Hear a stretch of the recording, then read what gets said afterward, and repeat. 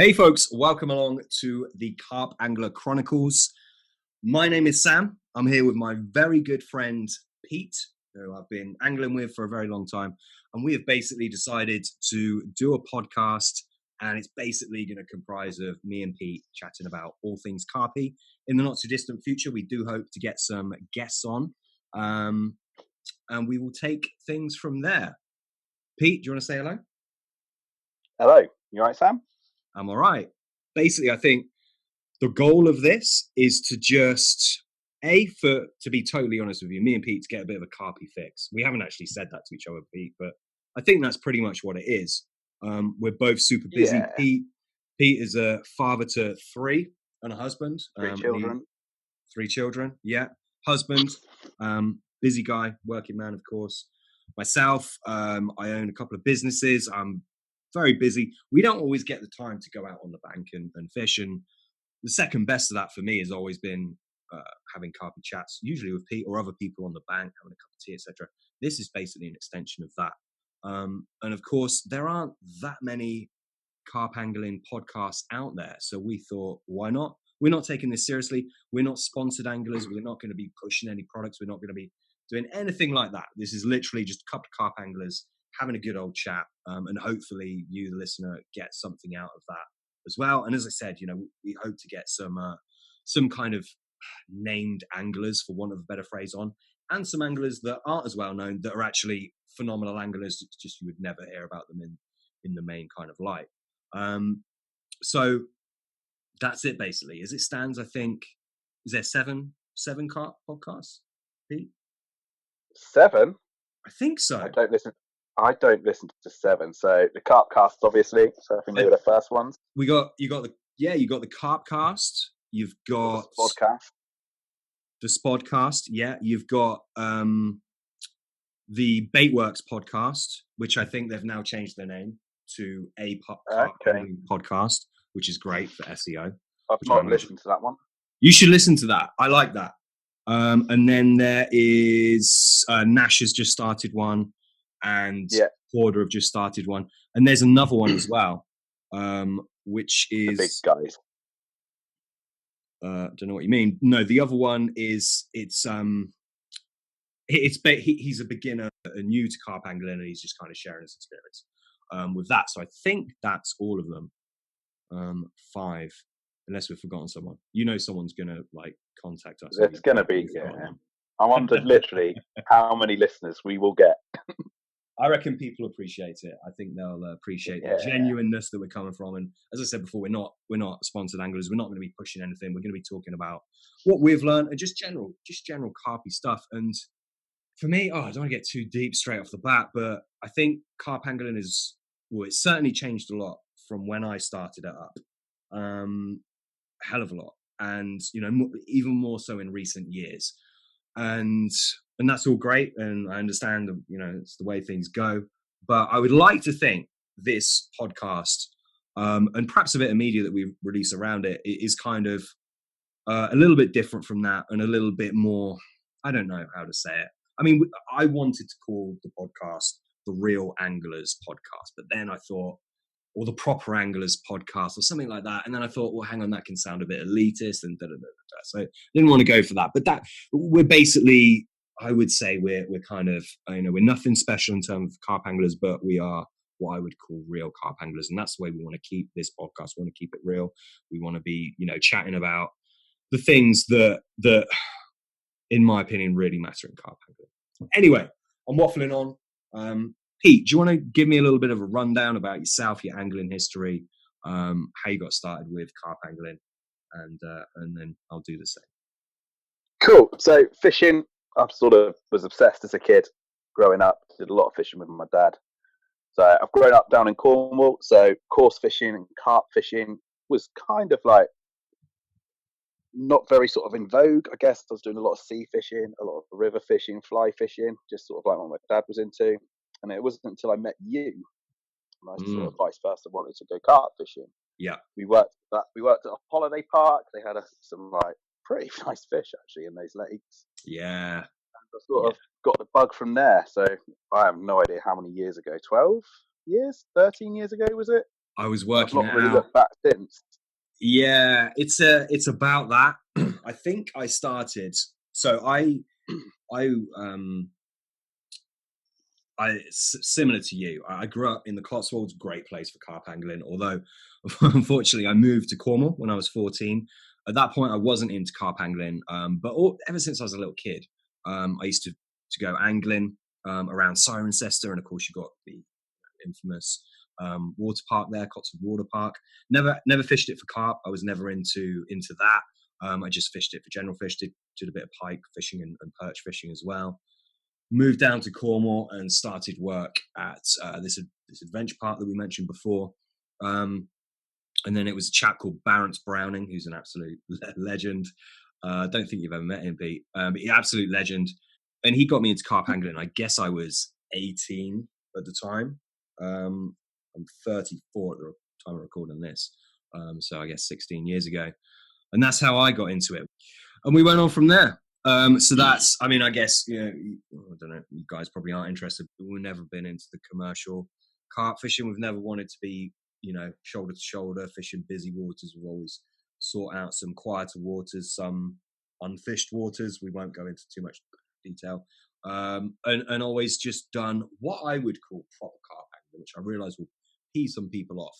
But that's what proper carp angling is to me. And look, proper carp angling will be something totally different to someone else. That's totally cool. But we've always kind of kept it to what carp angling is to us, which is getting away from it all. It's you against the carp rather than you against the other anglers and the carp. And that, just to give you an idea, that's the kind of anglers we are. Now, fast forward to present day, I've actually moved back up to the Cotswolds, moved up 5 years ago. Set up my first business. I've got two now, three really, but two main ones. And now I've not been carp fishing as much as I was before. I mean, I used to be like 2-3 nights a week. Definitely don't do that now. But I'm in a blessed position where my businesses are much more systemized and self-regulated, so I can start to give a little bit more time to my angling. So I'm going to be fishing around here, around Cotswold Water Park, hopefully. I'm still to get in on the scene and the inside info on the real special lakes, but I'm sure it'll happen in time. And Pete, you're going for a little bit of a segue in terms of what your carp angling wants to look like. Yeah, literally. Right? But it's funny, isn't it? Because must have been 5 years ago you moved away. Yeah. We used to fish a lot together, didn't we? An awful lot. And then as you moved away, I just bought the house, had my first child. And since then, really, like I said, I've got 3 kids now, and it's hard. So my fishing now has really gone down to sort of, I try and do, like I've been doing about one night a month, and now it's sort of built up to a one night a fortnight. And it's just kind of like my escapism from work, from family life, I guess. I've not took it too seriously. I know, like you were saying, it used to be for us sort of like trying to fish really unknown waters, doing a bit of casting here and there. But nowadays, for me, pretty much, it's just pretty much like just day ticket fishing for me. But I'm hoping this year to revisit. So if I say this year, next year, I'm going to try and revisit a quarry that we spent a bit of time on.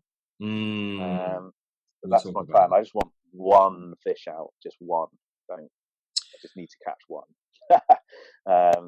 And yeah, so that's my plan for next year. So I'm going to fish further afield. So I'm going to fish a lake in like North Devon, a bit through the winter. You can mention sort of like you can name that, can't you? Yeah, it was Thursbury up in North Devon. So they've got, I guess it's a little complex of 3 lakes. The owner, who I don't know essentially, but he's done appears to be like a very good job. I fished it once last winter, just before my daughter was born. And I had a mid-20 out, and yeah, I'm keen to go back a few times this winter now to try and sort of catch a few big ones. That's sort of like my fishing plan. So a bit of day ticket fishing through the winter, and then I hope to really try and sort of get my teeth into a place again for the first time in what must be 5 years to really get my teeth into a water and dedicate a bit of time to it, I guess. Yeah, that's it really. I don't know if you're tapping on your phone or something, mate, but there's. Oh, dude. To be honest, yeah. Sorry, I've just got myself so I'm sort of laid down. I was explaining to you beforehand. I'm sort of laid down in my bedroom because it's the only room in the house I can make noise at this time of night. Super professional. That's And all right. Yeah, there's just a tapping yeah, coming so through. that was me. I just got real comfy on the bed and started tapping away.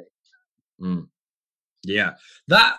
I mean, yeah, that quarry that you mentioned, which we're not going to name, really special place. Hard to fish. I fished it. Very, very deep place. Very, very hard. There's some real nice special carp in there, which were introduced by someone. I don't. Let's just not name names, just in case. Yeah.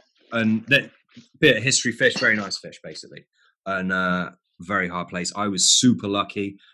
I still don't feel like earned that fish in a way. And I know everyone, well, 99% of people feel they would, but I just don't feel like I spent enough time blanking to earn it. No, I know that's crazy, but a venue that's like really hard and you've got to work for your fish, if I catch on quick, which doesn't happen very often, but if I do, I always feel like, oh, did I fluke that? Did I really earn that fish? It messes with me. It really does. And that, unfortunately, because it's a stunning fish, one of my best. It's not my biggest, but it's probably my personal best, if that makes sense. And I have a little thing in me that I didn't earn it because I didn't spend enough time there. Yeah, mate, I think you definitely earned the fish. Like, I remember actually that year, like, I guess it's a bit of funny time for you because I remember you were fishing a lot. Hell of a lot. You were fishing a lot, Yeah. possibly too much, but you were doing well. You were sort of having results wherever you went. I remember at the time because I was working, I had the worst job ever. I don't know, the time of my life I regret, I guess, but I was sort of like looking at you a little bit envious because you were spending a lot of time on the bank, but you were definitely getting the results. So you were working at St. Moritz. You say it's the worst job ever. That's right. I disagree with you, Pete. I think that was the best job ever because I got free spa membership to a. I shouldn't say this online, should I? Oh, well, you don't work there anymore. I got free spa membership to was it a 5-star hotel? Yeah, it was. But it was nice. There we go. Worst job ever. Well, for you, maybe. I met. Do you remember? I worked out with. I can't say because he basically an English gangster in there. Who do you remember that? Oh yeah. Yes. Yeah, fun time. That was insane. That was insane. Yeah. I think he gave you jip about I remember the guy who temperature at the gym. Mate, that's insane. The guy met. Well, go on. What were you going to say? And there's that chap who was quite fond of you in the sauna as well. I remember he took you up to the bar for a drink. Oh yeah. Don't remember anything else after that. Yeah, that's Ripmo for you.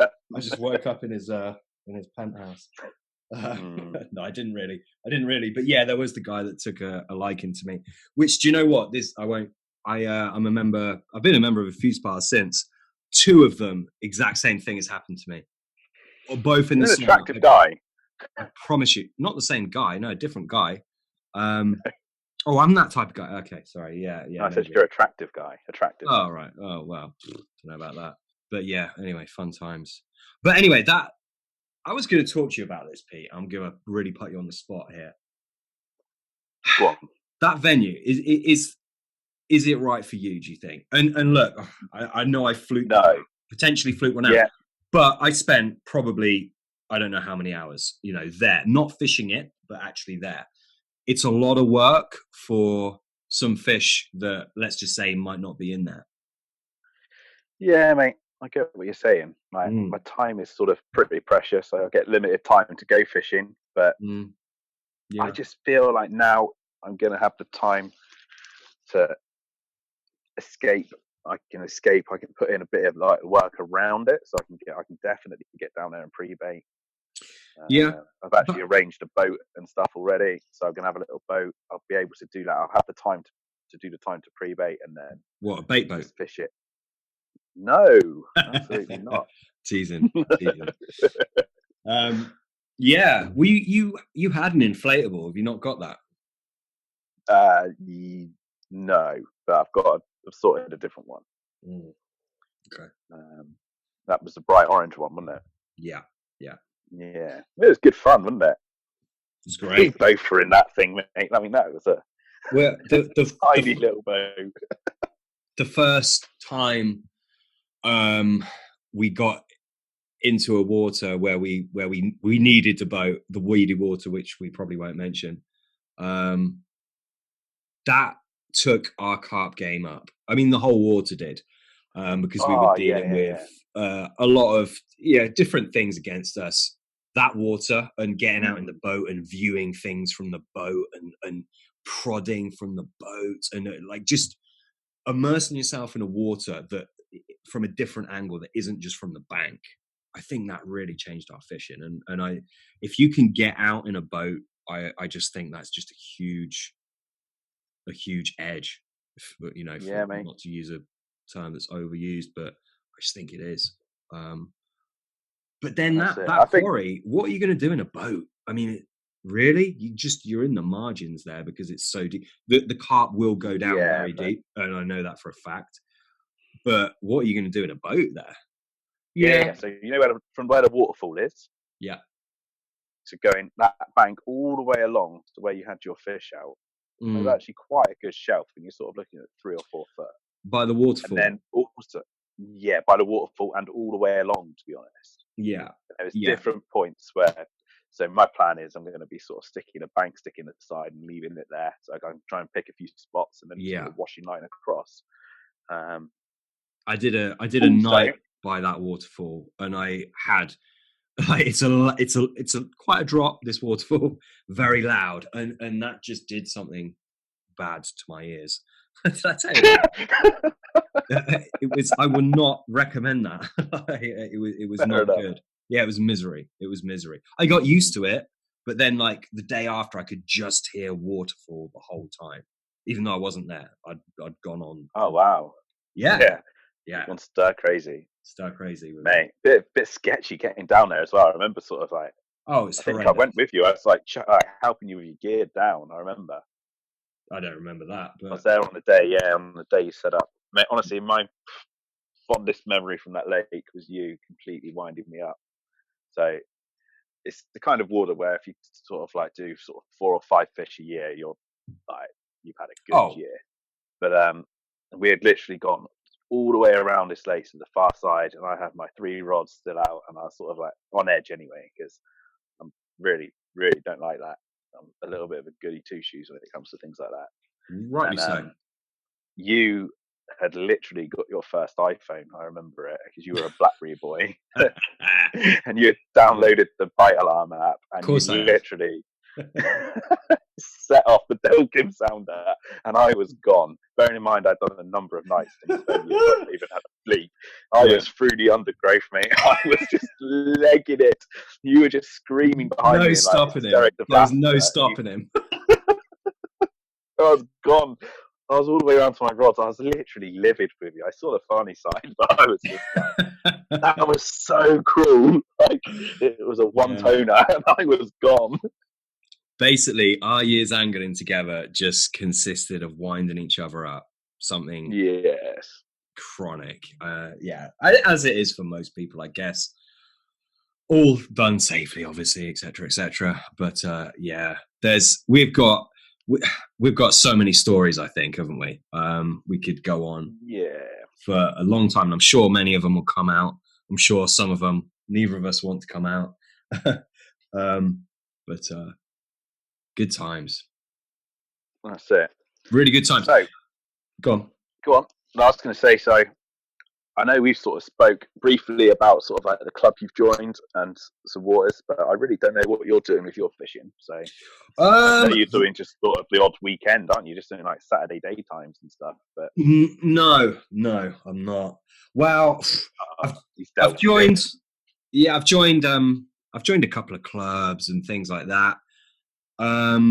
Not really looking to do that too much. There is a water that I'm walking and pre-baiting and just figuring out. I enjoy spending. Well, like who doesn't? A stupid thing to say, but I enjoy spending as much time as possible at a lake. Like I don't just turn up, fish it, marker float it whilst I'm fishing it. Like I will really do my homework on somewhere and just get to know it as much as I can, as we all want to do, of course. So there's a water I'm really getting a feel for at the minute, which it's not lighting my fire as much as other places I fish. Yet there's a couple of fish in there. The stock's largely I know, but there's definitely a couple of fish in there that I'd really like to catch. My thing is you always need somewhere to go, right? Because once you catch those fish you want to catch, it's like, where'd you go next? But anyway, to answer your question, yeah, I've got I've got something working. I've got a few club waters I can fish as well, but nothing that's really lighting my fire at the minute, which is sad. There is a water which I can get a ticket for, which is on kind of open club ticket. It's got very few fish. It's very, very hard. It does like a couple of fish a year. If you're doing very well. Yeah, I don't know if I've got enough time for that because it's not on my doorstep. This is the trouble. I'm hoping something else will come along. You're off to Thursday, which is somewhere we can mention. Is that this week? Yes, mate. Thursday. What day is today? Monday. Thursday. Yeah, that's going to be a thing. So I'm fishing like the smallest little lake. It's I think the lake's fairly new. I really don't know enough about it. When I'm up there, if I see the owner, I'll try and have a chat with him. It's quite a new fishery, but the fish in there are freaks, mate. And there are some massive fish in the island lake. I think there's like 5 or 6 different 40s now. You go on the social media. I mean, Steve Renyard's been fishing it this year. I've seen Gaz Fairham's been fishing it. So there's been some big names on there, and they've been doing pretty well. So my mate who I go fishing with now, mate called Jordan. So if he's listening to this, little shout out to Jordan. He's done really well up there, to be fair. I think actually he's a cover photo of their Facebook page with a, I don't know, it's a £30 leather. He's holding it. It's a lovely fish. You have to check it out. But anyway, so I'm going with him. We're going to fish like it's a little lake up there, but it's like choked with weed. Meant to be crystal clear. I don't know how many fish are in there. I think there's the strain of fish. I think there's quite a few like VS fisheries in there. Yeah. This year's. So I think it's sort of all the lakes now are sort of stocked with that. It's sort of like the strain. It's like sort of, I guess, like Simos for the sort of like in sort of fast growing sort of like horrible mud pig strain. What? And now hang on, stop. They're not Simos, mate. What are you on about? No, I'm just saying. Like VS fisheries are like the in sort of fish now, aren't they? Yeah. Like you've seen all the fisheries and they're all stocking them now. So saying like all the fisheries are stocking Simos, sort of like you go back 10, 12 years or something. They're all sort of like stocked with Simos, but I don't think they were all stocking Simos. I think a certain type of fishery were. But that's the same type of fishery that's stocking. Like the VS fishery strain, let's be honest. They're fast-growing fish, but they're just incredibly pretty. Okay. Good-looking fish. All right. I think disagree. This is just anyone that's listening. This is Pete's viewpoint, not mine. Just want to get that clear. No, I think. Oh, mate, no, they're stunning fish. Yeah, for sure. I mean, I don't think it's. I think I know what you're on about. It's day ticket fisheries that want some fast-growing fish. They're the ones that stock it. I don't think that's the case. I think there's some great syndicates that are stocking the VS fisheries fish. Mate, I would, if I had my own place, I'd be looking at stocking some. Do you know what I mean? Yeah. So anyway, Thursday. After that, what are you doing? Are you definitely going for this pit or not? Because I hope people are going to start following along to this podcast, and we are going to be documenting stuff. We'll put stuff on. I say we, Pete won't, but I probably will. I'll put stuff on Instagram and Facebook. Yeah, I'm just being honest, Pete. It's not your plan. Yeah. Genuinely, I've got plans to try and make like a little video log. I'd really love to make a video log. You should do it, buddy. I tell you what, YouTube right now, there is some good stuff on YouTube. The ESP videos, I love some of the sticky bait videos are really, really good as well. The Terry Hearn ESP ones are wicked, aren't they? Goodness. That guy. He's such a good, captivating storyteller. But the sticky bait ones have got some good videos as well. There was one I liked Obviously, it was local to me, about the crayfish guy. That was Yeah. a good one. There was another one I watched which was good. But anyway, we'll put some stuff out on social media. So people who want to follow on, probably won't. But let's just pretend they do. What's your plans, Pete? You're going to fish Thursday. You're going to fill everyone in on that. When are you going to move on to the? When are you going to move on to the pit, the deep pit? Let's call it the deep pit. I want to fish it before it's sort of too late. You know what I mean? Yeah, 100%. Because I don't know, it's just got to be done. The owner might sort of disappear or something. Do you know what I mean? Anything could happen. Someone could take it on, just stop fishing entirely. So, and it would sort of bug me that I never had a fish out. So, for me, it's one I've got to do. But yeah, so end of March, I reckon. End of March, my plan is to get there and start baiting spots. What are you going to do between now and then? Like I say, just my usual sort of day tickety things. Get the winter out of the way, fish some day tickets. That end of March, dude, I mean, it's a tough lake. I just think we had this thing before when we were fishing it, like the water temperatures so cold in there, it takes so much longer to warm up. I would still, yeah. If I was going to do it, I'd be fishing it now. You still got some time in there. Yeah, no. I just feel like I want to do like you know what I mean? Get there in spring. Yeah. Do that full sort of. In my head, I've got this like romantic thing. I'd love to get there sort of March and do spring, summer, all the way through to sort of end of October and just see what happens, you know? Yeah. Good stuff. When are you coming up to the Cotswolds to fish? We'll have to sort something out, won't we, for the winter? That'd be cool. Needs to be, yeah. It'd be wicked, actually. We could do a live little Vivi podcast. Oh, we've got to do one. We've got to do one in yeah, person. Of course. I imagine that'll involve me coming down to Cornwall, let's be honest, rather than you coming up here. I know it's not easy when you got a family. But yeah, we should definitely do that. That'd be really cool. Definitely. Maybe we could go somewhere, I don't know, one of the reservoirs or something. Yeah, for sure. Or upper or lower Tamar, something like that. Who knows?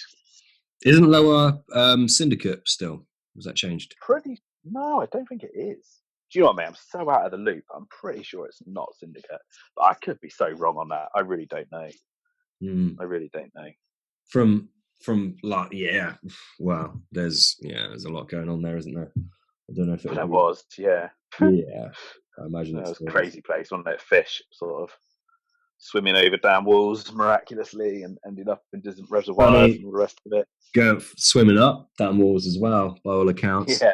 Incredible. Those Tamar fish were something else, aren't they? That's it, mate. Terrible. Yeah, not my cup of tea. I wouldn't want to be a part of anything like that. But there we go. Otter issues as well, particularly on lower. Yes. Course otter. God, yeah. This is like, for people that don't know, Cornwall. I mean, everywhere now has got an otter problem, pretty much. Cornwall got it really bad, really bad.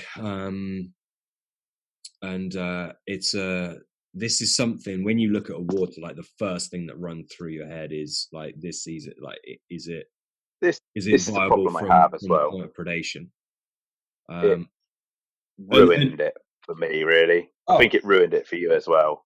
Very frustrating. I remember we were fishing the water once, and you found fish pulled up on the island,